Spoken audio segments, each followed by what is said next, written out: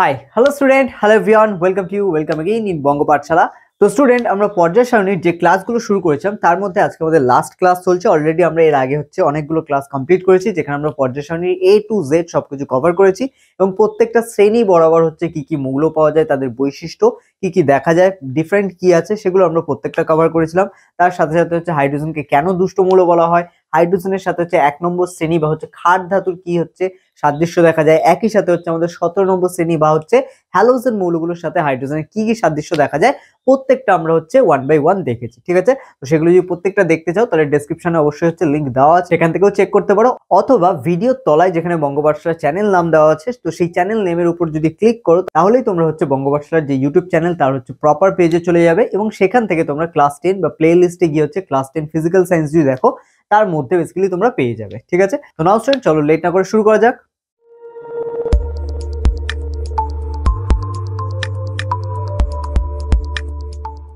তো স্টুডেন্ট, প্রথমেই তোমাদের বলি যে ক্লাসগুলো তোমরা দেখছো, যদি সেই ক্লাসগুলো অবশ্যই ইউজফুল মনে হয় তাহলে অবশ্যই নিজের যারা ফ্রেন্ড সার্কেলে আছে, যারা অ্যাকচুয়ালি মাধ্যমিক দেবে, তাদের প্রত্যেকের সাথে তোমরা এগুলোকে শেয়ার করো। ঠিক আছে, একই সাথে সাথে তোমারও কেমন লাগছে, তুমি কতটা শিখতে পারছো, সেটাও তোমরা কমেন্ট সেকশনে জানাও।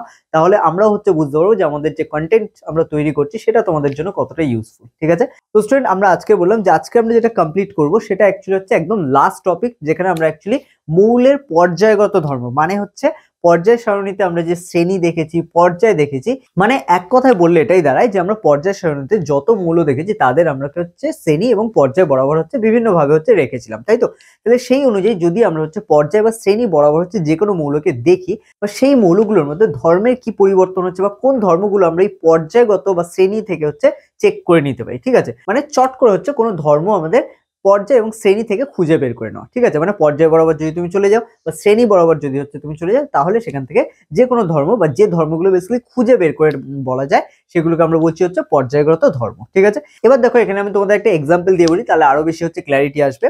যেরকম আমি যদি এখানে তোমাদের বলে নিই পরমাণুর ধরো কোন একটি মৌলের আকার। ঠিক আছে, এবার কোন একটি মৌলের আকার যদি আমি বলি পর্যায় বরাবর, ধরো আমি বললাম ৩ নম্বর পর্যায়ে আমি সোডিয়াম থেকে শুরু করছি, করে আমি ফ্লুরিনের দিকে যাচ্ছি। ঠিক আছে, তাহলে এই বরাবর যদি আমি যাই তাহলে মৌলগুলোর আকার কি হবে, বৃদ্ধি পাবে না হ্রাস পাবে? তাহলে আমি যদি প্রপারলি আমাদের পড়া হয়ে থাকে, ঠিক আছে, আগে, তাহলে আমরা প্রত্যেকেই জানি যে আমাদের যখন পর্যায় বরাবর যাবো, ঠিক আছে, আমি কি বললাম ৩ নম্বর পর্যায় বা তৃতীয় পর্যায়, তাহলে তৃতীয় পর্যায়ে যখনই আমরা সোডিয়াম, ম্যাগনেসিয়াম, অ্যালুমিনিয়াম এইভাবে এক করে আমরা ক্লোরিনের দিকে যাচ্ছি, তখন আমরা কি দেখবো যে ক্লোরিনে কিন্তু অ্যাকচুয়ালি পরমাণুর যে আকার সেটা কিন্তু সোডিয়ামের থেকে কম। ঠিক আছে, এখানে পারমাণবিক সংখ্যা বেশি কিন্তু আকার কিন্তু কম। ঠিক আছে, তাহলে পারমাণবিক সংখ্যা যেরকম সোডিয়ামের ১১, কিন্তু ক্লোরিনের কত ১৭, কিন্তু একই পর্যায়ে থাকার জন্য এখানে ক্লোরিনের কিন্তু যে আকার সেটা কিন্তু সোডিয়ামের তুলনায় কম হবে। ঠিক আছে, এবং একই সাথে তোমরা এই ক্লাসে আমরা আরো শিখবো যেরকম সব থেকে তড়িৎ ঋণাত্মক মৌল কোনটি। ঠিক আছে, তড়িৎ ঋণাত্মকতা, তাহলে এখানে পর্যায় থেকে আমরা বা শ্রেণী থেকে আমরা মৌলের তড়িৎ ঋণাত্মকতা সম্বন্ধে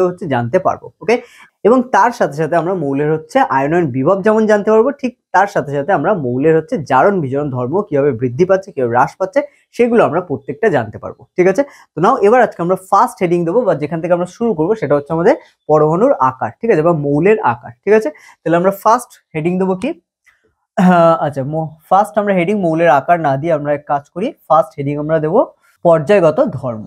ঠিক আছে, ফার্স্ট হেডিং কি দেবো, পর্যায়গত ধর্ম। ওকে, তো পর্যায়গত ধর্ম, তাহলে পর্যায়গত ধর্ম আমরা কি বললাম, যে ধর্মগুলো বা যে বৈশিষ্ট্যগুলো পর্যায় সারণীতে মৌলগুলির শ্রেণী এবং পর্যায় বরাবর নির্ণয় করা যায়, সেই ধর্মগুলোকে আমরা বলবো কি, ওই মৌলের বা ওই মৌল সমূহের পর্যায়গত ধর্ম। ঠিক আছে, তাহলে আমরা শর্টে একটা স্টেটমেন্ট লিখে দাও যে যে ধর্মগুলি বা বৈশিষ্ট্যগুলি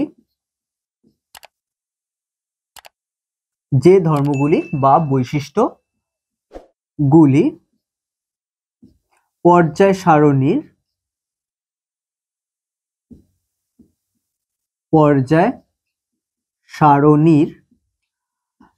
যে ধর্মগুলি বা বৈশিষ্ট্যগুলি পর্যায় সারণীর পর্যায়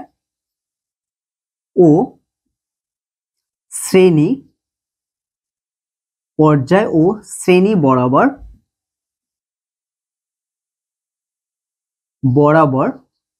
মৌলের অবস্থান থেকে নির্ণয় করা যায়। ঠিক আছে, পর্যায় শ্রেণী বরাবর মৌলের অবস্থান থেকে নির্ণয় করা যায়।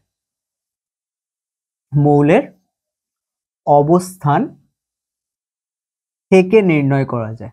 ওকে, অবস্থান থেকে নির্ণয় করা যায় সেই ধর্মগুলিকে পর্যায়গত ধর্ম বলে। ঠিক আছে, তাহলে সেই ধর্মগুলিকে মৌলের পর্যায়গত ধর্ম বলে। ঠিক আছে, সেই ধর্মগুলিকে মৌলের পর্যায়গত ধর্ম বলে। ওকে, তাহলে যে ধর্মগুলি বা বৈশিষ্ট্যগুলি পর্যায় সারণীর পর্যায় ও শ্রেণী বরাবর মৌলের অবস্থান থেকে নির্ণয় করা যায় সেই ধর্মগুলিকে মৌলের পর্যায়গত ধর্ম বলে। ঠিক আছে, এটা খেয়াল রাখতে হবে। আচ্ছা, তাহলে এক্ষেত্রে আমাদের পর্যায়গত ধর্ম কোনগুলি, যেমন আমরা যথা লিখে হচ্ছে এখানে, বা উদাহরণ হিসেবে তোমরা লিখতে পারো। যথা হিসেবে আমরা লিখবো যে পর্যায়গত ধর্ম আমাদের কোন কোন ধর্মগুলো। ফার্স্ট আমরা যেটা জানবো সেটা হচ্ছে কি পরমাণুর আকার। ঠিক আছে, বা মৌলের আকার। আছে পরমাণু না লিখে লেখো মৌলের আকার। ঠিক আছে, ফার্স্ট কি লিখবো আমরা, মৌলের আকার। ক্লিয়ার, তাহলে কি বললাম, মৌলের আকার। ঠিক আছে, এটা 1 নম্বর। তো এটা আমাদের মৌলের আকারের মধ্যে পরমাণুর ব্যাসার্ধ চলে আসে, তো আমাদের মৌলের আকার বা পরমাণুর ব্যাসার্ধ একই জিনিস। ঠিক আছে, তারপরে চলে আসো, আচ্ছা এখানে অর দিয়ে এক কাজ করো, ব্যাসার্ধটাও লিখে রাখো। ঠিক আছে, ব্যাসার্ধ। ওকে, তাহলে মৌলের আকার বা ব্যাসার্ধ। দ্বিতীয় আমরা কি জানবো এখান থেকে, দ্বিতীয় আমরা জানবো আয়নায়ন বিভব। ঠিক আছে, আয়নায়ন বিভব। ঠিক আছে, আয়নায়ন বিভব, কমা দিয়ে 3 নম্বর আমরা যেটা এখান থেকে জানবো আজকে ক্লাসে, তড়িৎ ঋণাত্মকতা। ঠিক আছে, তড়িৎ ঋণাত্মকতা।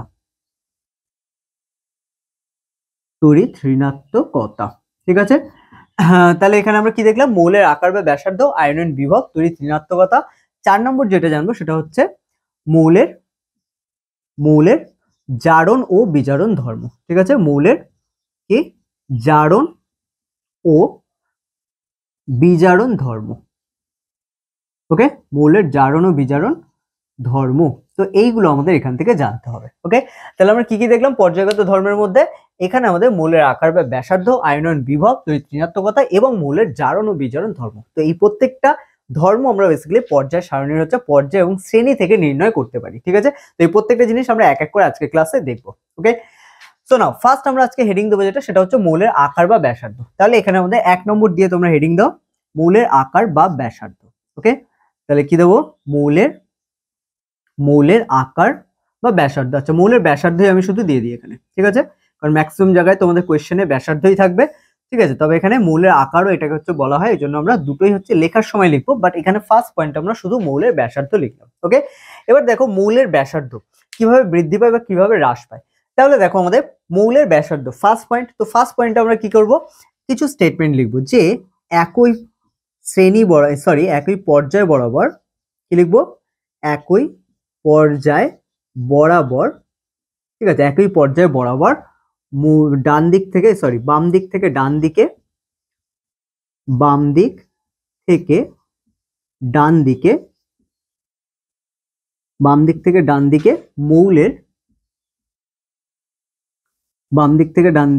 মৌলের আকার বা ব্যাসার্ধ হ্রাস পায়। ওকে, আকার বা ব্যাসার্ধ হ্রাস পায়। ওকে, তাহলে মৌলের আকার বা ব্যাসার্ধ কি পায়, হ্রাস পায়। ক্লিয়ার, তাহলে এটা আমাদের ফার্স্টে মনে রাখতে হবে। তাহলে এটা কি বরাবর হচ্ছে, এটা হচ্ছে পর্যায় বরাবর। যদি হচ্ছে একটাই পর্যায় থাকে তাহলে সেই পর্যায় বরাবর কি হবে, বাম দিক থেকে ডান দিকে যদি যাওয়া যায় তাহলে মৌলের আকার বা ব্যাসার্ধ হ্রাস পায়। তাহলে আমরা কি দেখলাম, পর্যায় বরাবর বাম দিক থেকে ডান দিকে গেলে মৌলের আকার বা ব্যাসার্ধ হ্রাস পাচ্ছে। ঠিক আছে, একই সাথে আমরা এবার কি করব, পর্যায় শ্রেণী বরাবর। ঠিক আছে, পর্যায়ের সাথে শ্রেণীটাও মনে রাখবো, শ্রেণী বরাবর। ঠিক আছে, তবে শ্রেণী বরাবর তো বাম দিক ডান দিক হয় না, উপর থেকে নিচ হয়। ঠিক আছে, তো সেক্ষেত্রে শ্রেণী বরাবর উপর থেকে নিচে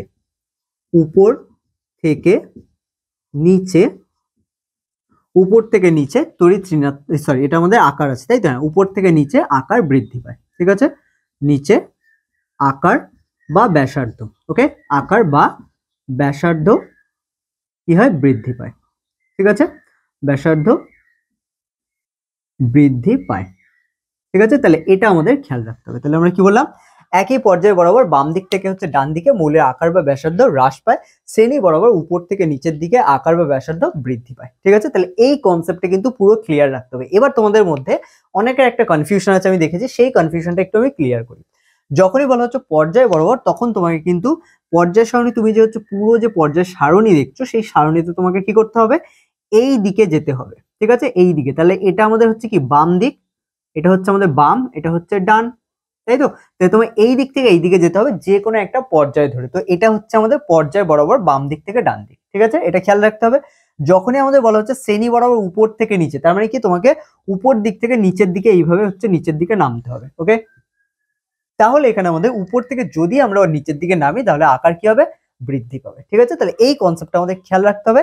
যখনই আমাদের পর্যায় বরাবর বলবে তখন আমরা এইভাবে পাশাপাশি যাব, যখন আমাদের উপর থেকে নিচে মানে শ্রেণী বরাবর বলবে তখন আমাদের উপর থেকে নিচে আসতে হবে। ওকে, এবার শ্রেণী বরাবর বলা হচ্ছে মানে কি, তোমাকে 1 নম্বর শ্রেণী হতে পারে, মানে কি 1 নম্বর শ্রেণীতেই তুমি উপর থেকে নিচে আসছো। ঠিক আছে, আবার যখন হচ্ছে পর্যায় বরাবর বলবে তখন সেটা 1 নম্বর পর্যায় হতে পারে, প্রথম পর্যায় হতে পারে, দ্বিতীয় পর্যায় হতে পারে, তৃতীয় পর্যায় হতে পারে, এরকম আলাদা আলাদা পর্যায় হবে এবং সেটা কিন্তু আমাদের এইভাবে পাশাপাশি। কারণ আমরা দেখেছি প্রথম পর্যায়, তারপরে দ্বিতীয়, তৃতীয়, চতুর্থ, পঞ্চম, ষষ্ঠম, সপ্তম, এইভাবে এগুলো কি সব হচ্ছে এক একটা পর্যায়। ঠিক আছে, তাহলে এই কনসেপ্টটা আমাদের ক্লিয়ার রাখতে হবে। পর্যায় আর শ্রেণী, যখন পর্যায় বলা হচ্ছে তখন কোন দিকে যাবে এবং যখন শ্রেণী বলছে তখন কোন দিকে যাবে। ঠিক আছে, তো এটা খেয়াল রাখতে হবে। আচ্ছা, তাহলে এখানে আমরা দুটো হচ্ছে নোটেড বিলো করে পয়েন্ট রাখতে পারি। ঠিক আছে, তোমরা হচ্ছে এখানে পাশে হচ্ছে নোটেড বিলো করে হচ্ছে দুটো পয়েন্ট হচ্ছে রাখতে পারো এনবি করে। কি নোটেড বিলো করবো আমরা, বেসিক্যালি হচ্ছে সব থেকে ছোট হচ্ছে মৌলের নাম কি। ঠিক আছে, মানে যার হচ্ছে আকার বা ব্যাসার্ধ সব থেকে ছোট সেই মৌলটির নাম কি। যেখানে আমরা লিখে দেবো ফ্লুরিন বা ফ্লুওরিন, ফ্লুওরিন মৌলটি। আচ্ছা, পাশে হচ্ছে তোমরা এফ দিয়ে হচ্ছে সাইনও দিয়ে দিতে পারো, ফ্লুরিন বা হচ্ছে এফ সাইন দিচ্ছ, মৌলটির আকার বা ব্যাসার্ধ। ঠিক আছে, আকার বা ব্যাসার্ধ, মৌলটির আকার বা ব্যাসার্ধ সব থেকে ছোট। ঠিক আছে, সব থেকে ছোট। ঠিক আছে, একইভাবে যদি বলা সব থেকে বড় আকার কার হবে, তাহলে সব থেকে বড় আকার হবে আমাদের এখানে সিজিয়াম। ঠিক আছে, কি বললাম, সিজিয়াম। তো সিজিয়াম লিখে দিতে পারো, সিজিয়ামের আকার সব থেকে বড়, সিজিয়ামের আকার। সিজিয়ামকে আমরা সাইনে কি দেবো, সিএস। ঠিক আছে, সাইনেও দিতে পারো সি, ক্যাপিটাল সি আর স্মল এস। ঠিক আছে, সিএস আকার, সিজিয়ামের আকার সবচেয়ে বড়। তবে এটা তোমাদের বড়টা দেয় না, ছোটটাই বেসিক্যালি দেয়, আকার সবচেয়ে বড়। তাহলে এখানে সিজিয়ামের আকার কি, সবচেয়ে বড়। ঠিক আছে, তাহলে এখানে যৌগ দুটোর তলায়, সরি মৌল দুটোর তলায় একটা আন্ডারলাইন করে দিতে পারো, এটা হচ্ছে তাহলে চোখে পড়বে। ঠিক আছে, তাহলে ফ্লুওরিন যেটাকে এফ দিয়ে প্রকাশ করা হয়, তাহলে ফ্লুওরিনের মৌলটির আকার কি হচ্ছে বা ব্যাসার্ধ আমাদের বলতে হবে সব থেকে ছোট বা ব্যাসার্ধ হচ্ছে কম, সেই জন্য মৌলটির আকার কি সব থেকে ছোট। একই সাথে আমরা যখন সিজিয়াম বলবো তখন সিজিয়ামের আকার হচ্ছে সব থেকে বড়, তাহলে সেক্ষেত্রে কি ব্যাসার্ধ সব থেকে বড়। ঠিক আছে, এটা খেয়াল রাখো। তো এটা নোটেড ব্লক করে একটা বক্স করে দিতে পারো, সেক্ষেত্রে খাতার মধ্যে দেখতেও সুন্দর লাগবে। ওকে, তো এটা হয়ে গেলে এবার আমরা চলে আসবো হচ্ছে আয়নায়ন বিভব। তো বেসিক্যালি আয়নায়ন বিভব কি সেটা আমরা জানবো, তার আগে তোমরা পজ করো, করে পুরোটা হচ্ছে এন্ড অবধি হচ্ছে নোট ডাউন করো, দেন আমরা আসবো পরের পয়েন্টে। তো নাও স্টুডেন্ট, এবার আমরা হচ্ছে আয়নায়ন বিভব কি এটা জানবো। ঠিক আছে, তাহলে ফার্স্ট কি করতে হবে, আমাদের হেডিং করতে হবে। 2 নম্বর হচ্ছে হেডিং করো, করে লিখে দাও আয়নায়ন বিভব। তো আই হোপ তোমাদের এখন আর প্রবলেম নেই যে আমরা শ্রেণী বরাবর যদি বলি তাহলে কোনটা বোঝাচ্ছে, পর্যায় বরাবর বললে কোনটা বোঝাচ্ছে। ঠিক আছে, তাহলে এটা খেয়াল রাখো। তাহলে এবার চলে আসে আমরা আয়নায়ন বিভব। আয়নায়ন বিভবের ক্ষেত্রে বেসিক্যালি কাকে বলে একটা মোটা হচ্ছে লেখা আমরা হচ্ছে লিখবো যে কাকে বেসিক্যালি আমাদের আয়নায়ন বিভব বলে। ঠিক আছে, তো ফার্স্ট আমরা নোট করে নিই, তারপর আমরা দেখছি এক এক করে। কোনো মৌলের শেষ কক্ষ থেকে, কোনো মৌলের শেষ কক্ষ থেকে একটি ইলেকট্রন নির্গত করে, ঠিক আছে, একটি ইলেকট্রন নির্গত করে, কোনো মৌলের শেষ কক্ষ থেকে একটি ইলেকট্রন নির্গত করে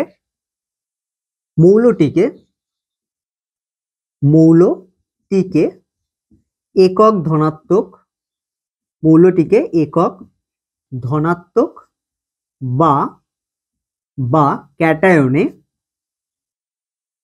মৌলটিকে একক ধনাত্মক বা ক্যাটায়নে পরিণত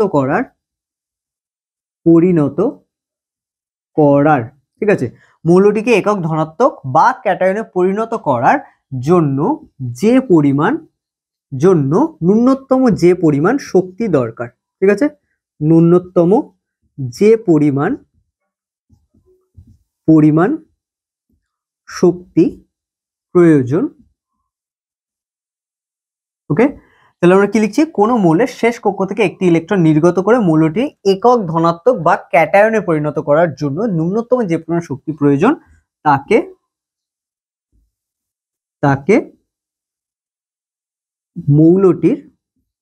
ওই মৌলটির আয়নায়ন বিভব বলে, ঠিক আছে, বা এই শক্তিকেই বেসিক্যালি আমরা যে শক্তিটা প্রয়োগ করা দরকার বা যে শক্তিটা প্রয়োজন বেসিক্যালি তাকে আমরা কি বলছি, মৌলটির আয়নায়ন বিভব। ওকে, তাকে আমরা মৌলটির আয়নায়ন বিভব বা আয়নায়ন শক্তি বলে, ঠিক আছে, আয়নায়ন বিভব বা আয়নায়ন শক্তি বলে, ঠিক আছে। তাহলে আয়নায়ন বিভব বা আয়নায়ন শক্তি কি, কোনো মৌলের শেষ কক্ষ থেকে, ঠিক আছে, তার শেষ কক্ষ থেকে একটি ইলেকট্রন বের করে সেটাকে ক্যাটায়ন বা ধনাত্মক আধানে হচ্ছে পরিণত করার জন্য যে পরিমাণ শক্তি প্রয়োজন সেটাকে আমরা বলছি ওই মৌলটির আয়নায়ন বিভব, ঠিক আছে। এবার ধরো আমি একটি পর্যায় নিয়ে নিচ্ছি, সেটা হচ্ছে তৃতীয় পর্যায়, ঠিক আছে। তৃতীয় পর্যায়ের একদম প্রথমে যদি আমরা পর্যায় সারণীর একটা বক্সকে এখানে হচ্ছে ড্র করি, ঠিক আছে, তাহলে পর্যায় সারণীর যদি এরকম একটা বক্সকে ড্র করি তাহলে আমাদের তৃতীয় যে হচ্ছে পর্যায় আছে থার্ড, সেই থার্ড পর্যায়ে যদি আমরা বাম দিক থেকে ডান দিকে যাই তাহলে একদম প্রথমে এখানে কি আছে, সোডিয়াম Na আসে, এখান থেকে একদম শেষের দিকে আমাদের 17 নম্বরে ক্লোরিন আসে। ওকে, এবার দেখো এখানে আমাদের সোডিয়ামের থেকে একটা ইলেকট্রন বের করে এটাকে হচ্ছে Na প্লাসে পরিণত করা, অথবা Cl থেকে হচ্ছে একটা ইলেকট্রন বের করে এটাকে Cl প্লাসে পরিণত করা, কোনটা বেশি ইজি, কোনটাতে কম শক্তি প্রয়োগ করতে হবে। তাহলে এখানে যদি খেয়াল করো, আমরা পড়েছিলাম সোডিয়ামের হচ্ছে ইলেকট্রন বিন্যাস, বলেছিলাম যে সোডিয়ামের যেহেতু 11 থাকছে, তাই তো, আচ্ছা Na আমাদের কত থাকছে, 11, তাহলে ইলেকট্রন বিন্যাস কেমন হয়, 2, তারপরে 8, সরি এটাকে আমরা এইভাবে করে দিই, তাহলে কি হচ্ছে 2টো 8টা, তারপরে শেষ কক্ষে একটা, তাই তো। তাহলে এখান থেকে এই একটা ইলেকট্রনকে বের করে আমরা খুব সহজে এটাকে Na প্লাসে করতে পারি, তাই তো। কিন্তু ক্লোরিনের যখন আমরা ইলেকট্রন বিন্যাস দেখবো, এটা কত ছিল, 17, তাহলে কত ছিল, 2 কমা দিয়ে হচ্ছে 8, 10 আর শেষ কক্ষে 7টা, কিন্তু এই 7টা থেকে হচ্ছে একটা ইলেকট্রন বের করার জন্য অনেক বেশি পরিমাণ শক্তি আমাদের ব্যয় করতে হবে। কেন? কারণ এখানে সবসময় চাইবে অষ্টক পূরণ হতে, এবং অষ্টকের জন্য একটা ইলেকট্রন গ্রহণ করতে চাইবে নাকি ত্যাগ করতে চাইবে, ঠিক আছে। তাহলে কোনটা আগে করতে চাইবে, অবশ্যই এখানে সোডিয়াম হচ্ছে আগে একটা ইলেকট্রন ত্যাগ করে অষ্টকটাকে কমপ্লিট করার চেষ্টা করবে, এবং এক্ষেত্রে আমাদের শক্তি কম প্রয়োগ করতে হবে, হালকা পুশ করো একটা ইলেকট্রন ত্যাগ করে দেবে, কারণ চাইছে ত্যাগ করতে। কিন্তু এখানে ক্লোরিন কি করছে, ত্যাগ করতে চাইছে না, বাট তুমি তাহলে যদি এখান থেকে একটা ইলেকট্রন তোমাকে জোর করে বের করতে হয় তাহলে কি অনেক প্রেসার দিতে হবে, অনেক পুশ করতে হবে, ঠিক আছে। তো এরকম মানে ঠিক অনেকটা কিরকম বলতো, দুটো হচ্ছে মানে কাপলের মতো, ধরে নাও হচ্ছে কেউ ধরে নাও মেইনলি হচ্ছে চাইছে কারোর সাথে বন্ড তৈরি করতে, বাট সে ইন্টারেস্টেড নয়, তখন কি তাকে অনেক বেশি এফোর্ট দিতে হবে তাকে তার দিকে মুভ করতে, ঠিক আছে। বাট এটা যদি ঠিক উল্টো হয়ে যায়, ঠিক আছে, এখানে হচ্ছে যদি আমাদের দুজন যারা হচ্ছে কাপল হওয়ার জন্য ভাবছে, দুজনই যদি ইন্টারেস্টেড থাকে, একজন হচ্ছে জাস্ট চাইছে আরেকজন হালকা ইন্টারেস্ট দেখাচ্ছে, এখানে যেরকম শক্তি অল্প একটু আমরা এখানে প্রয়োগ করছি, তার ফলে কি হচ্ছে এখান থেকে একটা ইলেকট্রন বেরিয়ে যাচ্ছে, বাট এখানে এর দরকার হচ্ছে একটা ইলেকট্রন নেওয়ার, কিন্তু আমরা একে শক্তি প্রয়োগ করছি, অল্প প্রয়োগ করছি, যে এর থেকে যাতে একটা ইলেকট্রন ত্যাগ করে দেয়, কিন্তু এ ত্যাগ করবে না, কারণ দরকার কি একটা নেওয়ার দরকার আছে, ত্যাগ করার নয়, ঠিক আছে। কারণ যদি ত্যাগ করে তাহলে অষ্টক হতে আবার দুটো লাগবে, তাহলে এখানে আমাদের ক্লোরিনকে অনেক বেশি আবার দুটো ইলেকট্রনকে খোঁজার জন্য আবার এদিক ওদিক যেতে হবে, তার ফলে কি হবে, এখানে হচ্ছে সোডিয়ামের ক্ষেত্রে আমাদের কম শক্তি প্রয়োগ করতে হবে, তাহলে আমরা কি বলতে পারি, সোডিয়ামের ক্ষেত্রে আমাদের আয়নন বিভবের মান কত, কম হবে, কিন্তু ক্লোরিনের ক্ষেত্রে আয়নন বিভবের বা আয়নন শক্তি যেটা আমরা বললাম সেটা কি হবে, বেশি হবে, ঠিক আছে। তাহলে আমরা কি বলতে পারি, পর্যায় বরাবর বাম দিক থেকে ডান দিকে আয়নন বিভবের মান বা আয়নন শক্তি কি বৃদ্ধি পাবে, ঠিক আছে। আর একইভাবে ঠিক তার উল্টো হয়ে যাবে যখন আমরা শ্রেণী বরাবর করব, আর শ্রেণী বরাবর যখন আমাদের উপর থেকে নিচের দিকে আসতে হবে তখন আয়নন বিভব কি হবে, হ্রাস পাবে, ঠিক আছে। তো এটা আমাদের খেয়াল রাখতে হবে। তাহলে আমরা নিচে ছোট্ট করে একটা নোটেড বিলো করে এটা হচ্ছে নোট ডাউন করব। ওকে, তাহলে কি লিখবো আমরা এখানে, পর্যায় বরাবর বাম দিক থেকে ডান দিকে, বাম দিক থেকে ডান দিকে, পর্যায় বরাবর বাম দিক থেকে ডান দিকে। ওকে, তাহলে বাম দিক থেকে ডান দিকে আয়নন বিভব, আয়নন বিভব, আয়নন বিভব কি হবে আমাদের, এখানে আয়নন বিভব হচ্ছে বৃদ্ধি পাবে, তাই তো, আয়নন বিভব বা আয়নন শক্তি বৃদ্ধি পাবে, ঠিক আছে। একইভাবে এটাকে যদি আমরা শ্রেণী বরাবর বলি তাহলে আমরা কি লিখবো, শ্রেণী বরাবর, শ্রেণী বরাবর উপর থেকে নিচে। ঠিক আছে, তাহলে শ্রেণী বরাবর আমরা কি বলবো, উপর থেকে নিচে, শ্রেণী বরাবর উপর থেকে নিচে আয়নায়ন বিভব, আয়নায়ন বিভব শ্রেণী বরাবর উপর থেকে নিচে আয়নায়ন বিভব কি হবে, হ্রাস পাবে। ঠিক আছে, উপর থেকে নিচে আয়নায়ন বিভব হ্রাস পাবে। ঠিক আছে, এবার তুমি যদি একটু ভালো করে ভাবো তাহলে এমনিতেও বুঝতে পারবে যে কেন হ্রাস পাবে। এটা কিন্তু অনেকটা আমাদের আকারের সাথে হচ্ছে ডিপেন্ড করছে। ঠিক আছে, যখন দেখো একটা হচ্ছে সোডিয়াম, ঠিক আছে, সোডিয়াম থেকে যদি আমরা নিচের দিকে নামি তাহলে কি পাবো, সিজিয়াম পাবো। তাহলে নিচের দিকে যত যাবো আকার কি হবে, বৃদ্ধি পাবে। ঠিক আছে, নিচের দিকে মানে কি, আমি উপর থেকে নিচের দিকে আসার কথা বলছি। ওকে, তাহলে এখানে কি হবে, আকার হচ্ছে নিচের দিকে বৃদ্ধি পাবে। এবার দেখো সোডিয়াম আর সিজিয়াম দুটো কি এক নম্বর শ্রেণীতেই আছে, দুজনের শেষ কক্ষে একটা করে ইলেকট্রন আছে। তাহলে তোমার এখানে কোয়েশ্চেন হতে পারে যে দুটোর শেষেই তো একটা করে ইলেকট্রন আছে, তাহলে এটার জন্য বেশি শক্তি লাগবে, আবার সিজিয়ামের জন্য আরো কম শক্তি লাগবে। কি করে, কারণ আমরা কি বলেছি, শ্রেণী বরাবর উপর থেকে নিচে আয়নায়ন বিভব হ্রাস পাবে। কারণ কি, হ্রাস পাওয়া নাকি আরো কম শক্তি দিতে হবে, তাই তো। তাহলে এখানে কিন্তু শ্রেণী বরাবর যদি উপর থেকে নিচে নামি তাহলে এখানে আয়নায়ন বিভব কি হবে, হ্রাস পাবে। কিন্তু সেটাই যদি আমরা পর্যায় বরাবর হচ্ছে বাম দিক থেকে ডান দিকে যাই তাহলে কি সেটা বৃদ্ধি পাবে। কেন, কারণ দেখো এটাও কিন্তু আকারের সাথে ডিপেন্ড করে বা আমাদের পারমাণবিক ব্যাসার্ধের সাথে হচ্ছে ডিপেন্ড করে। ঠিক আছে, যেমন দেখো এখানে যদি আমরা সোডিয়াম নিয়ে নিই তাহলে Na সোডিয়াম, তাই তো। সোডিয়ামের যে শেষ কক্ষ সেই কক্ষটা অনেক কাছে আছে, কারণ আমরা কি বলছিলাম সোডিয়ামের আকার হচ্ছে উপর থেকে নিচের দিকে কি আকার হচ্ছে বৃদ্ধি পায়। তাহলে সেই হিসেবে সোডিয়াম আর নিচের দিকে যদি গেলে আমরা সিজিয়াম পাই, তাহলে সিজিয়ামের আকার হচ্ছে সোডিয়ামের থেকে বড় বলতে পারি, তাই তো। তাহলে এখানে সিজিয়াম কি সোডিয়ামের থেকে বড়, তাহলে এখানে সোডিয়ামের কাছে যে ইলেকট্রন গুলো আছে সেগুলো অনেক কাছাকাছি থাকবে। ঠিক আছে, সিজিয়ামের তুলনায়। কিন্তু সিজিয়ামকে যদি আমরা লিখি সিএস, তাহলে সিএস এর হচ্ছে একদম বাইরের যে কক্ষটা সেটা অনেক দূরে থাকবে। ঠিক আছে, তার ফলে কি হবে, একদম বাইরের কক্ষে যে একটা ইলেকট্রন আছে, ঠিক আছে, এখানে আমরা যদি এর একটা কক্ষ আঁকি বাইরে, তো সেটা হচ্ছে এর কাছাকাছি। ঠিক আছে, অনেক কাছে আছে, কিন্তু এর বাইরের কক্ষে যে ইলেকট্রনটা আছে সেটা অনেক দূরে আছে, তাই তো। তার ফলে এর কেন্দ্র থেকে এই যে ইলেকট্রনগুলোর উপর যে আকর্ষণ বল সেটা কি এখানে কম, সোডিয়ামের তুলনায় হচ্ছে কম, তাই তো। কারণ সোডিয়ামের থেকে আকার বেশি, সেই জন্য কি হচ্ছে বাইরের দিকে হচ্ছে এর আকর্ষণটা কম। ঠিক আমরা এটাকে বলতে পারি অনেকটা আমাদের সেই সূর্য আর হচ্ছে আমাদের পৃথিবী বা অন্যান্য গ্রহদের মতো। ঠিক আছে, মানে সূর্যের কাছে যারা আছে তাদেরকে কি সূর্যের আকর্ষণ বল অনেক বেশি তাদের উপর কাজ করে। ঠিক একইভাবে আমরা যদি বলি একদম শেষের দিকে কি আছে, প্লুটো আছে, তাই তো। আর একই সাথে আমাদের সূর্য থেকে এত দূরে অবস্থান করছে যে এরা কি করে, সূর্যের যে আকর্ষণ বল সেটা এদের উপর খুব কম কাজ করে, যার ফলে এরা প্রায় বা মাঝে মাঝেই হচ্ছে নিজেদের কক্ষপথ থেকে হচ্ছে এদিক ওদিক হচ্ছে চলে যায়। ঠিক আছে, তো এরকম হচ্ছে অনেক কারণ আছে। এছাড়া হচ্ছে নেপচুন, প্লুটো, এরকম হচ্ছে তোমরা অনেক নাম শুনেছো, যার মধ্যে এই সব গ্রহগুলো যারা অনেক দূরে আছে তাদের ক্ষেত্রে কিন্তু অনেক সময় হচ্ছে তারা তাদের কক্ষপথ থেকে হচ্ছে বেরিয়ে যায়। ঠিক আছে, এবং যার ফলে অনেক সময় হচ্ছে হারিয়ে যায়। শুধু এটা আমি সূর্য দিয়ে বললাম, এটা মহাকাশে অন্যান্য গ্রহের মধ্যে হচ্ছে। তার মানে এখান থেকে আমরা বুঝতে পারি যে যারা দূরের দিকে থাকে তাদের সাথে কি আকর্ষণ বল কম কাজ করে। ঠিক একইভাবে এখানে আমাদের ইলেকট্রনের সাথেও কিন্তু হচ্ছে কেন্দ্রের যে নিউক্লিয়াস থাকে, সেই নিউক্লিয়াস থাকে হচ্ছে বাইরের যে হচ্ছে ইলেকট্রন গুলো থাকে তাদের মধ্যে যে আকর্ষণ বল এটা কাছে যারা থাকে তাদের প্রতি বেশি হয়, যারা দূরে থাকে তাদের প্রতি কম হয়। ঠিক আছে, তো সেইভাবে আমরা বলতে পারি এখানে আয়নন বিভব কি হতে পারে, আয়নন বিভব আমাদের পর্যায় বরাবর বাম দিক থেকে ডান দিকে গেলে আয়নন বিভব বৃদ্ধি পাবে।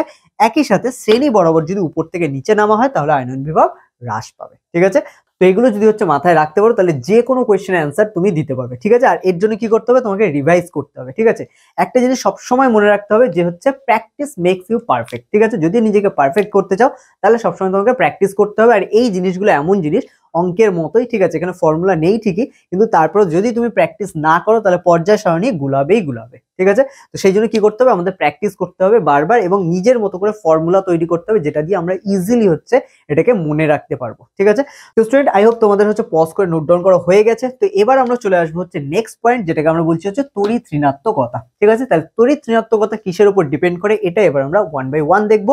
এন্ড আশা করি তোমরা এটা পুরোটা হচ্ছে নোট ডাউন করে নিয়েছো। ঠিক আছে, তো এবার আমরা চলে আসি তড়িৎ ঋণাত্মকতায়। তো নাও এবার আমরা হেডিং দেবো কি 3 নম্বর। 3 নম্বর আমরা কি বললাম, তড়িৎ ঋণাত্মকতা দেখবো। তাহলে তড়িৎ ঋণাত্মকতা হেডিং দিয়ে দাও। তাহলে দেখো তড়িৎ ঋণাত্মকতা বেসিক্যালি ইলেকট্রোনেগেটিভিটি।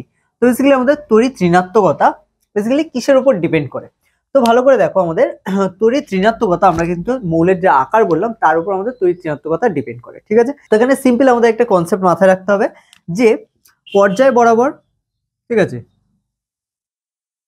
পর্যায় বরাবর মৌলের, পর্যায় বরাবর মৌলের তড়িৎ ঋণাত্মকতা, পর্যায় বরাবর মৌলের তড়িৎ ঋণাত্মকতা কি হবে, বৃদ্ধি পাবে। ঠিক আছে, তড়িৎ ঋণাত্মকতা বৃদ্ধি পাবে। একই সাথে লিখবো শ্রেণী বরাবর, আচ্ছা এখানে বাম দিক থেকে ডান দিক কথাটা আমরা একটু অ্যাড করি, পর্যায় বরাবর মৌলের বাম দিক থেকে ডান দিক, ঠিক আছে, এটা তোমরাও অ্যাড করে নেবে, বাম দিক থেকে ডান দিক, ঠিক আছে, বাম দিক থেকে ডান দিক তড়িৎ ঋণাত্মকতা কি হবে, বৃদ্ধি পাবে। ক্লিয়ার? এবার চলে আসি আমরা শ্রেণী বরাবর, তাহলে লিখবো কি শ্রেণী বরাবর মৌলের উপর থেকে নিচে, ঠিক আছে, উপর থেকে নিচে বা নিচের দিকে, উপর থেকে নিচের দিকে তড়িৎ ঋণাত্মকতা, ওকে, তড়িৎ ঋণাত্মকতা কি হবে, হ্রাস পাবে। ওকে, তাহলে এখানে এটা মাথায় রাখতে হবে, পর্যায় বরাবর কি হবে, বৃদ্ধি পাবে, আর পর্যায় বরাবর বৃদ্ধি পাবে আর শ্রেণী বরাবর হ্রাস পাবে। ক্লিয়ার? তাহলে আমরা কি বললাম, পর্যায় বরাবর মৌলের তড়িৎ ঋণাত্মকতা বাম দিক থেকে ডান দিকে বৃদ্ধি পাবে। ঠিক আছে, তাহলে আমরা এখানে একটা এক্সাম্পল নিয়ে নিতে পারি, যেমন আমরা সোডিয়ামের এক্সাম্পলটা বারবার নিচ্ছিলাম, সেটাকেই নিতে পারি। সোডিয়াম হচ্ছে আমাদের তৃতীয় পর্যায়ে আছে, তাই তো? তাহলে তৃতীয় পর্যায়ে আমরা যদি একটা সিম্পল ডায়াগ্রাম আঁকি, তাহলে এখানে দেখো আমরা যেটা বললাম, এটাকে যদি আমরা এইভাবে বলি যে তড়িৎ ঋণাত্মকতা আমরা কি বললাম, পর্যায় বরাবর বাম দিক থেকে ডান দিকে ঋণাত্মকতা বৃদ্ধি পাবে। তাহলে এখানে আমাদের তৃতীয় হচ্ছে বা থার্ড হচ্ছে পর্যায় বরাবর আমাদের কি আছে, সোডিয়াম এবং ক্লোরিন, এগুলো হচ্ছে পরপর আছে, সোডিয়াম তারপরে ম্যাগনেসিয়াম তারপরে অ্যালুমিনিয়াম, এরকম ভাবে সিলিকন টিলিকন এগুলো সব পরপর আছে। তো এখানে দেখো সোডিয়ামের ক্ষেত্রে যদি আমরা তড়িৎ ঋণাত্মকতা দেখি, তাহলে সোডিয়ামের তড়িৎ ঋণাত্মকতা যা ক্লোরিন পর্যন্ত সেটা গিয়ে অনেক বেড়ে যাবে। ঠিক আছে, এবং যদি সব থেকে বেশি তড়িৎ ঋণাত্মক মৌলের কথা বলা হয়, তাহলে সব থেকে বেশি তড়িৎ ঋণাত্মক মৌল হলো আমাদের ফ্লুরিন। ঠিক আছে, তাহলে সেক্ষেত্রে আমাদের নিচে এটাকে আমরা নোট করে রাখবো, যে নোটেড বিলো করে হচ্ছে একটা পয়েন্ট করে রাখো তোমরা এখানে, সবচেয়ে তড়িৎ ঋণাত্মক মৌল, বা আমরা লিখবো ফ্লুরিনের তড়িৎ ঋণাত্মকতা সব থেকে বেশি। ঠিক আছে, কি লিখবো, ফ্লুরিনের তড়িৎ ঋণাত্মকতা সর্বাধিক। ওকে, তাহলে কি ফ্লুরিনের তড়িৎ ঋণাত্মকতা সর্বাধিক, তো এটা আমাদের মনে রাখলেই হবে। আর ফ্লুরিনের সাইনটাও তোমরা এখানে দিয়ে নিতে পারো, এফ। ওকে, তো এইটুখানি আমাদের এখানে খেয়াল রাখতে হবে যে আমাদের তড়িৎ ঋণাত্মকতা যদি আমরা দেখি, তাহলে এক্ষেত্রে আমাদের পর্যায় বরাবর বাম দিক থেকে ডান দিকে বৃদ্ধি পাবে, এবং একই সাথে আমাদের শ্রেণী বরাবর উপর থেকে যখন নিচে নামবে তখন এটা হচ্ছে হ্রাস পাবে। ঠিক আছে, তাহলে এটা খেয়াল রাখতে হবে। একই সাথে সাথে আমাদের তড়িৎ ঋণাত্মকতার সাথে যদি বলা হয় ধনাত্মকতা, ঠিক আছে, কোয়েশ্চেন কম দেয়, বাট তোমাদের খেয়াল রাখতে হবে ঋণাত্মকতার ক্ষেত্রে যা হয় ধনাত্মকতার ক্ষেত্রে ঠিক তার উল্টোটা হবে। তাহলে আমরা যদি বলি এখানে পর্যায় বরাবর মৌলের তড়িৎ ঋণাত্মকতা কি হচ্ছে, বৃদ্ধি পাচ্ছে, তাহলে আমরা কি বলবো, ধনাত্মকতা কি হবে, এখানে হ্রাস পাবে পর্যায় বরাবর। একইভাবে শ্রেণী বরাবর উপর থেকে নিচের দিকে আমাদের তড়িৎ ঋণাত্মকতা হ্রাস পাচ্ছে, ধনাত্মকতা যদি বলা হয় তাহলে তড়িৎ ধনাত্মকতা এখানে উপর থেকে নিচের দিকে কি হবে, বৃদ্ধি পাবে। ঠিক আছে, তো এই কনসেপ্টগুলো আমাদের মাথায় রাখতে হবে। এর সাথে সাথে এখানে খেয়াল রাখতে হবে সবচেয়ে বেশি বা সর্বাধিক তড়িৎ ঋণাত্মক মৌল হলো ফ্লুরিন। ঠিক আছে, তো এই নামগুলো হচ্ছে আমাদের খেয়াল রাখতে হবে, এই পয়েন্টগুলো আমাদের এখানে মাথায় রাখতে হবে। ঠিক আছে, তো এই পয়েন্টটা তোমরা হচ্ছে নোট ডাউন করে নাও। তো এখান থেকে প্রত্যেকটা কনসেপ্ট মাথায় রাখো, শ্রেণী বরাবর পর্যায় বরাবর কি বলা হচ্ছে এবং কোন মৌলের কথা বলা হচ্ছে সেগুলো সব খেয়াল রাখতে হবে। ঠিক আছে, তো এগুলো আমরা মোটামুটি হচ্ছে করছি। এরপরে আমাদের চ্যাপ্টার শেষ হয়ে যাওয়ার পরে বেশ কিছু কোয়েশ্চেন থাকবে যেগুলো নিয়ে আমরা ডিসকাস করব। ঠিক আছে, তার আগে তোমরা হচ্ছে এই টপিকটা হচ্ছে যতটা আমরা কাজ করলাম সেটা হচ্ছে পজ করো, করে নোট ডাউন করো। আর যদি এই টপিকে যদি এই জায়গাটা যেটা হচ্ছে তড়িৎ ঋণাত্মকতা আমরা বললাম সেখানে কারোর কোনো কোয়েশ্চেন থাকে, তাহলে অবশ্যই হচ্ছে কমেন্ট সেকশনে এসে কমেন্ট করো। ঠিক আছে, তো নাও স্টুডেন্ট, এবার আমাদের হচ্ছে একদম লাস্ট পয়েন্ট যেটা আমরা বলেছিলাম, জারণ এবং বিজারণ। ঠিক আছে, এবং এই পয়েন্টটাও কিন্তু অনেক ভাইটাল। তো এই জারণ বিজারণ কিন্তু আমাদের অন্য যে চ্যাপ্টার আছে সেখানেও আমরা পাবো, যেখানে হচ্ছে ইলেকট্রন গ্রহণ বর্জন এর উপর ডিপেন্ড করে। ঠিক আছে, যেটা অ্যাকচুয়ালি কেমিস্ট্রির পার্ট হয়ে যাবে। তো এরকম অনেক কিছুর সাথে কিন্তু এটা হচ্ছে অনেক সময় মিলে যায়, অনেক সময় হচ্ছে আমরা ডিস্টিংক্ট করতে পারি না, যে ডিফারেন্সিয়েশন পার্থক্য এটা করতে পারি না। অনেক সময় অক্সিজেন হাইড্রোজেনের গ্রহণ তারপরে ত্যাগের প্রবণতার উপরে হচ্ছে জারণ বিজারণের কনসেপ্ট আসে, যে কারণে এটা অনেকটা কিন্তু হচ্ছে কমপ্লেক্স টপিক। তো এখানে হচ্ছে আমাদের প্রত্যেকটা বুঝতে হবে। আমি চেষ্টা করবো এটাকে যতটা সিম্পল করে তোমাদের জন্য প্রেজেন্ট করা যায় ততটাই প্রেজেন্ট করব। ঠিক আছে, তো তোমাদের যদি কোথাও সমস্যা হয় তাহলে অবশ্যই হচ্ছে কমেন্টে এসে কমেন্ট করো। ঠিক আছে, তো নাও এখানে থার্ড পয়েন্টের পরে আমরা চলে আসি ফোর্থ পয়েন্ট, জারণ ও বিজারণ ধর্ম। ওকে, তো দেখো জারণ আর বিজারণ ধর্ম বেসিক্যালি কাকে বলে এটা আগে আমাদের জানাটা দরকার। ঠিক আছে, তো ফার্স্টে লিখে ফেলো, কোনো মৌলের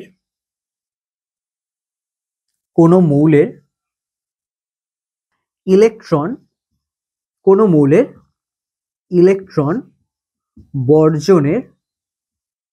বর্জনের ঘটনাকে জারণ বলে। ঠিক আছে, ঘটনাকে জারণ বলে। ওকে, তাহলে কি বলা হলো, কোনো মৌলের ইলেকট্রন বর্জনের ঘটনাকে জারণ বলে। ঠিক আছে, একই সাথে বিজারণটা দেখি। কোনো মৌলের, ঠিক আছে, ইলেকট্রন গ্রহণের ঘটনাকে, ঠিক আছে, কি বললাম, গ্রহণের ঘটনাকে বিজারণ বলে। ক্লিয়ার? তাহলে এখানে এইটুখানি।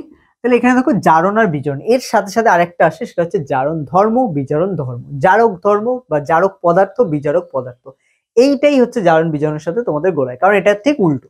যাদের ক্ষেত্রে বা যখন হচ্ছে ইলেকট্রন বর্জন করে বা ত্যাগ করে, ঠিক আছে, তার ফলে কি জারণ বলে ঘটনাটাকে। এবং একই সাথে এখানে আমাদের যে মৌলটি ইলেকট্রন হচ্ছে বর্জন করছে, সেই মৌলটিকে বলা হচ্ছে বিজারক মৌল। ঠিক আছে, তাহলে এখানে ঘটাচ্ছে জারণ, কিন্তু সেই মৌলটা কি হয়ে যাচ্ছে, নিজে হচ্ছে বিজারক মৌল। ঠিক আছে, একই সাথে যদি বলা হয় হচ্ছে আমাদের বিজারণ ধর্ম, তাহলে বিজারণ ধর্ম হচ্ছে যে মৌলগুলোর বেসিক্যালি ইলেকট্রন ত্যাগের প্রবণতা, ঠিক আছে, ইলেকট্রন বর্জন বা ত্যাগের প্রবণতা বেশি, তাদের ক্ষেত্রে বিজারণ ধর্ম বেশি। আর যে মৌলগুলোর ইলেকট্রন গ্রহণের প্রবণতা বেশি, তাদের হচ্ছে, এবং সেই মৌলগুলোকে বলা হবে কি আমাদের জারক মৌল। ঠিক আছে, তাহলে যারা অ্যাকচুয়ালি বিজারণ ঘটায়, ঠিক আছে, যে ঘটনাটা ঘটছে সেটা যাদের ক্ষেত্রে বিজারণ হয়, তারা অ্যাকচুয়ালি হচ্ছে নিজেরা হচ্ছে জারক পদার্থ বা জারক মৌল। ঠিক আছে, এবং একই সাথে হচ্ছে যেসব মৌলগুলো থেকে ইলেকট্রন বর্জন করে বা যারা হচ্ছে জারণ ঘটায়, আমরা বলতে পারি যারা হচ্ছে জারণ ঘটায়, সেটি হচ্ছে নিজে একটি হচ্ছে বিজারক মৌল। ঠিক আছে, এবং এখানে আমাদের দেখতে হবে জারণ এবং বিজারণ ধর্মের ক্ষেত্রে আমাদের কিভাবে চেঞ্জ আসে। ঠিক আছে, তো এখানে আমাদের জারণ এবং বিজারণের সাথে যখন আমরা বলবো হচ্ছে জারক পদার্থ, বিজারক পদার্থ বা জারণ ধর্ম বা জারণ মৌল, বিজারণ মৌল, তখন কিন্তু জিনিসটা একটু চেঞ্জ হয়ে যাবে। ঠিক আছে, ঘটনার সাথে মৌলটা কিন্তু হচ্ছে ঠিক উল্টো হয়ে যাবে। তো সেটাই এবার আমরা পর্যায় সারণী থেকে দেখবো। তো ফার্স্ট আমরা এক কাজ করি, একটা হচ্ছে আমাদের বক্স হচ্ছে ড্র করে নিই। ঠিক আছে, যেটা আমাদের অ্যাকচুয়ালি পর্যায় সারণীর বক্সকে ইন্ডিকেট করে। তো এবার দেখো, কোনো মৌলের ইলেকট্রন বর্জনের ঘটনাকে আমরা কি বলছি, জারণ। একই সাথে কোনো মৌলের ইলেকট্রন গ্রহণের ঘটনাকে বলা হচ্ছে কি, বিজারণ। ঠিক আছে, এটা খেয়াল রাখতে হবে। তাহলে এখানে কোনো মৌলের ইলেকট্রন বর্জনের ঘটনাকে বলা হচ্ছে জারণ, এবং কোনো মৌলের ইলেকট্রন গ্রহণের ঘটনাকে বলা হচ্ছে বিজারণ। ঠিক আছে, তাহলে এই জিনিসটাকে এবার যদি আমরা মাথায় রাখি, তাহলে ধরে নাও আমি তোমাদের আবার সেই সোডিয়ামের এক্সাম্পলই নিচ্ছি। ঠিক আছে, তৃতীয় শ্রেণীতে বা হচ্ছে সরি তৃতীয় পর্যায়ে, থার্ড হচ্ছে আমাদের পর্যায়ে অবস্থান করছে সোডিয়াম। ঠিক আছে, সোডিয়াম থেকে যদি আমরা হচ্ছে ক্লোরিনের দিকে যাই, তাহলে আমরা কি দেখতে পারবো, সোডিয়াম অ্যাকচুয়ালি হচ্ছে আমাদের ধরো শেষ কক্ষে একটা ইলেকট্রন থাকে, এটা আমরা জানি, তাই তো। সোডিয়ামের যেহেতু আমাদের ইলেকট্রনের হচ্ছে সংখ্যা কত, 11, বিন্যাস কত হবে, 2, 8, 1, একদম শেষ কক্ষে 1 থাকবে। ক্লোরিনের যদি আমরা দেখি, তাহলে ক্লোরিনের ক্ষেত্রে কি হবে, শেষ কক্ষে হচ্ছে আমাদের মানে 17টা হচ্ছে মোট ইলেকট্রন সংখ্যা, সেক্ষেত্রে আমাদের শেষ কক্ষে 7টা ইলেকট্রন বর্তমান। ঠিক আছে, তো সেক্ষেত্রে আমরা একটু এদের হচ্ছে বিন্যাসটা লিখে নিই। তো এখানে হচ্ছে আমরা সোডিয়াম বেসিক্যালি 11, তো এখানে হচ্ছে আমাদের ইলেকট্রন বিন্যাস কেমন হবে, 2, 8, 1। ঠিক আছে, একইভাবে যদি আমরা ক্লোরিন নিয়ে নিই, তাহলে ক্লোরিন কত হবে, 17, 2, 8, 7। ওকে, এবার দেখো এখানে বলা হচ্ছে কোনো মৌলের যে ইলেকট্রন বর্জনের ঘটনাকে বলা হয় কি, জারণ। তার মানে এখানে সোডিয়াম কি করবে, ইলেকট্রন বর্জন করবে, করে অষ্টক পূরণ করবে। তাহলে সোডিয়াম কি Na+ গঠন করছে, তাই তো। তাহলে এখানে আমাদের সোডিয়াম কি হয়ে যাচ্ছে, Na+ গঠন করছে। তাহলে এখানে কি ঘটনা যেটা ঘটছে সেটা হচ্ছে জারণ, কিন্তু সোডিয়াম নিজে কি, সোডিয়াম নিজে একটি হচ্ছে বিজারক পদার্থ। ঠিক আছে, বা একই সাথে আমরা বলবো সোডিয়ামের কি, বিজারণ ক্ষমতা বেশি। ঠিক আছে, তাহলে এখানে আমরা কি বলবো, সোডিয়ামের ক্ষেত্রে আমরা লিখে দেবো এটি হচ্ছে কি বিজারক পদার্থ, বিজারক পদার্থ। ঠিক আছে, বিজারক পদার্থ ফার্স্ট থিং, অথবা এর সাথে আমরা কি লিখবো, বিজারণ ক্ষমতা। ঠিক আছে, বিজারণ ক্ষমতা। ঠিক আছে, বিজারণ ক্ষমতা। তাহলে এখানে আমরা কি বললাম, বিজারক পদার্থ এবং তার সাথে সাথে বিজারণ ক্ষমতা। তাহলে এখানে আমাদের Na+ হচ্ছে ইলেকট্রন বর্জন করছে, তাহলে এক্ষেত্রে ঘটনা যেটা ঘটে সেটাকে আমরা বলছি জারণ, কিন্তু Na+ যেটা উৎপন্ন হচ্ছে এটা কি একটা বিজারক পদার্থ। ঠিক আছে, বা আমরা বলতে পারি এর বিজারণ ক্ষমতা হচ্ছে বেশি। ওকে, একই সাথে যদি আমরা সোডিয়ামের ক্ষেত্রে চলে আসি, তাহলে সোডিয়াম কি করছে আমাদের এখানে, সোডিয়াম হচ্ছে এখানে আমাদের সোডিয়াম একটা করে ইলেকট্রন গ্রহণ করে Cl- হচ্ছে, তার মানে ইলেকট্রন গ্রহণ করছে। তাহলে ইলেকট্রন গ্রহণের ঘটনাকে কি বলা হচ্ছে, বিজারণ বলা হচ্ছে। তাহলে ইলেকট্রন গ্রহণের ঘটনাকে যেহেতু বিজারণ বলা হয়, তাহলে এখানে এই তাহলে এখানে আমাদের Cl- বা ক্লোরিন তাহলে কি হবে, তাহলে এখানে Cl- বা ক্লোরিন হয়ে যাবে আমাদের জারক পদার্থ। ঠিক আছে, তাহলে এখানে আমরা কি লিখবো, তাহলে এখানে আমরা লিখবো ক্লোরিন, যেটা হচ্ছে ক্লোরিন মাইনাস আছে, এটা কি হবে, জারক পদার্থ। ঠিক আছে, জারক পদার্থ, বা আমরা বলতে পারি জারণ ক্ষমতা হচ্ছে বেশি। ঠিক আছে, জারণ ক্ষমতা। ঠিক আছে, জারণ ক্ষমতা। তাহলে এবার আমরা চলে আসি পর্যায় সারণীতে। পর্যায় সারণীতে যদি এবার সেম কনসেপ্টটাকে আমরা কাজে লাগাই, তাহলে কি পাবো, দেখো সোডিয়াম কি আমাদের, সোডিয়াম হচ্ছে আমাদের বিজারক পদার্থ, ঠিক আছে। কেন, কারণ এটা কি করছে, তাড়াতাড়ি ইলেকট্রন বর্জন করছে, করে জারণ ঘটাচ্ছে। সেই জন্য সোডিয়ামকে আমরা কি বলছি, বিজারক পদার্থ, বা বিজারণ ক্ষমতা কি সোডিয়ামের বেশি।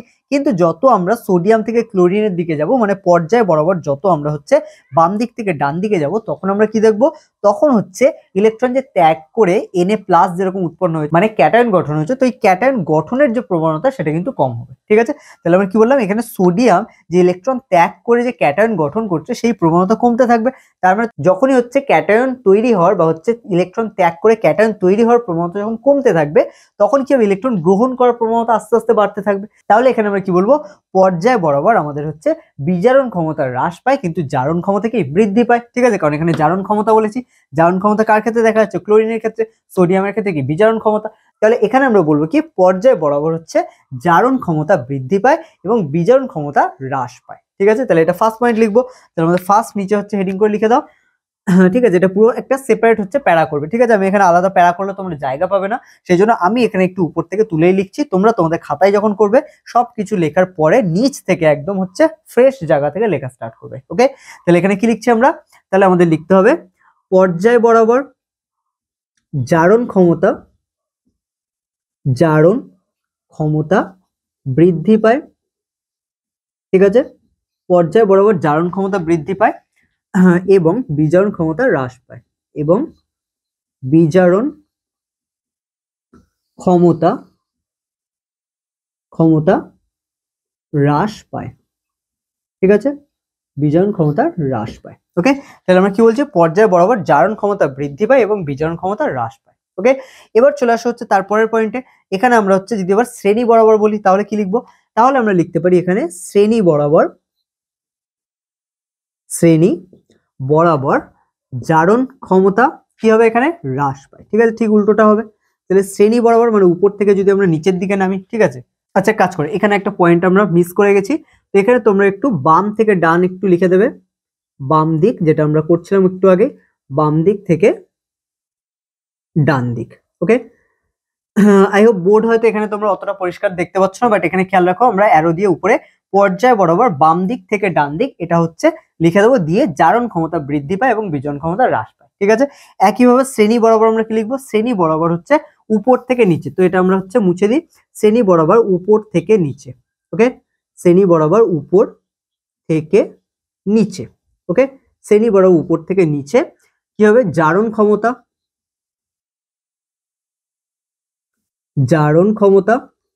কি হবে, হ্রাস পাবে, বা জারণ ক্ষমতা হ্রাস পায়, ওকে। জারণ ক্ষমতা হ্রাস পায় এবং বিজারণ ক্ষমতা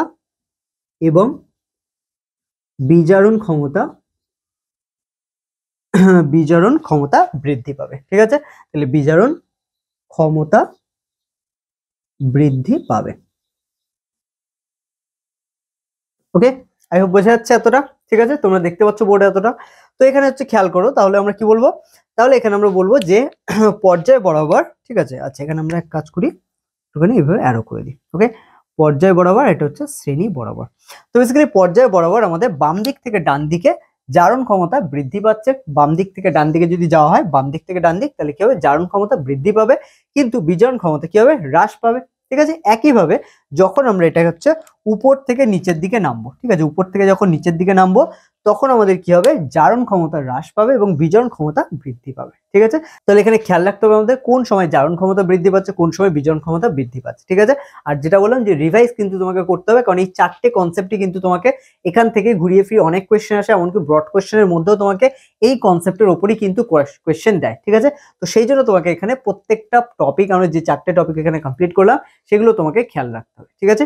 তো স্টুডেন্ট বেসিক্যালি জারণ বিজারণ আই হোপ তোমরা বুঝতে পেরেছো, কোনো রকম সমস্যা হয়নি। যদি সমস্যা হয় তাহলে অবশ্যই কমেন্ট করে জানাও কোন জায়গাটা বেসিক্যালি সমস্যা হচ্ছে, তো আমি চেষ্টা করবো সেগুলো কমেন্টের মাধ্যমে হচ্ছে বেসিক্যালি তোমাদের হচ্ছে অ্যান্সারটা করে দেওয়ার। আর যদি ইনকেস আমাদের কমেন্টের মাধ্যমে আমরা না করতে পারি তাহলে অবশ্যই হচ্ছে টেলিগ্রামে তোমরা জয়েন করে সেখানে করতে পারো। টেলিগ্রামে অ্যান্সার হচ্ছে আমি করে দিতে পারবো, কারণ টেলিগ্রামে অনেকটা টেক্সট করার হচ্ছে স্পেস পাওয়া যায়, ঠিক আছে, বা ভয়েসের স্পেস পাওয়া যায়, যেটা আমাদের ইউটিউবে কমেন্ট সেকশনে হয় না, ঠিক আছে। তো সেই জন্য তোমরা আপাতত কমেন্ট করে দেখতে পারো, ছোটখাটো প্রবলেম হলে আমি সেগুলো চেষ্টা করবো কমেন্টেই অ্যান্সার করে দেওয়ার, ঠিক আছে।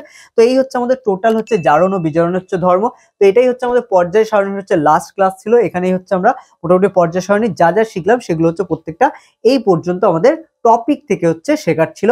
এবং এর পরের ক্লাসে আমরা এরপরে অনুশ্রেণীতে চলে আসবো, যেখানে আমরা অনুশ্রেণীর যে কোয়েশ্চেন আনসার সেগুলো নিয়ে ডিসকাস করবো। অনুশ্রেণীর যে কোয়েশ্চেন আনসার সেগুলো বেসিক্যালি কিভাবে অ্যান্সার করবে। তো নাও স্টুডেন্ট, আজকের ক্লাস আমরা এখানে শেষ করবো। দেখা হচ্ছে আবার পরের ক্লাসে। প্রত্যেকে ভালো থেকো, ভালো করে পড়াশোনা করো, আর কোথাও কোনো রকম ডাউট থাকলে অবশ্যই হচ্ছে কমেন্ট করে জানাও, ঠিক আছে?